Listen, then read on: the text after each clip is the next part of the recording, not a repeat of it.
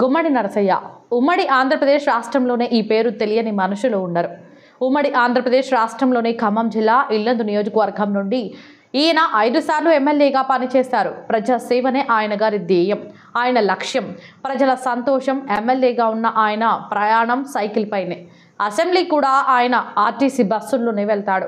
ప్రజలతోనే ప్రజాపాలన చేసిన నిఖారసైన నాయకుడు మన గుమ్మడి నరసన్న. అందుకే గుమ్మడి నరసన్న జీవిత కథపై సినిమా రాబోతుంది. ఈ సందర్భంగా చిత్ర యూనిట్ ఆయన గారి బయోపిక్ రిలీజ్ చేయడం జరిగింది.